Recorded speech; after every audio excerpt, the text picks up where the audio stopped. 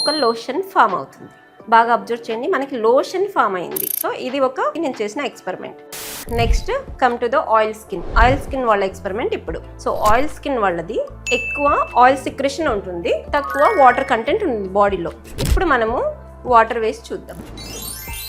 So water వేస్తే ఏమవుతుంది, oil water mix అవ్వట్లేదు, ఫ్లోట్ అవుతుంది. చూసారా, వాటర్ కిందికి వెళ్తుంది, ఆయిల్ పైకి తేలుతుంది. సో మన స్కిన్ మీద ఆయిల్ అనేది ప్రొటెక్షన్ లాగా ఫామ్ చేస్తుంది, అంటే షీల్డ్ లాగా. సో అందుకనే ఆయిల్ స్కిన్ వాళ్ళకి ఎక్కువ ముడతలు రావు, రింగిల్స్ అనేటివి ఎక్కువ రావు. వీళ్ళ స్కిన్ కూడా చాలా టైట్ గా ఉంటుంది. సో దీని మీద ఎక్కువ డస్ట్ అనేది చాలా ఈజీగా అట్రాక్ట్ చేస్తుంది.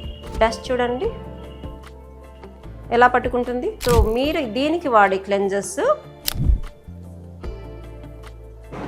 ఒక్కసారి క్లెన్జర్ వేసాము, మనం డ్రై స్కిన్లో క్లెన్జర్ వేసినప్పుడు మొత్తం సైడ్ వెళ్ళిపోయింది, పైన లేయర్ సైడ్ వెళ్ళిపోయింది.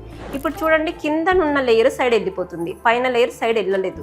కింద వాటర్ దగ్గర ఉన్న డస్ట్ అంతా సైడ్ వెళ్ళిపోతుంది. దీన్ని షేక్ చేస్తే ఒక క్రీమ్ ఫామ్ అయింది. బాగా అబ్జర్వ్ చేయండి, దీన్ని షేక్ చేస్తే ఒక క్రీమ్ ఫామ్ అయింది. డ్రై స్కిన్ ఉన్నది షేక్ చేస్తే ఒక లోషన్ ఫామ్ అయింది. బాగా అబ్జర్వ్ చేయండి, ఇది క్రీమ్, ఇది లోషన్.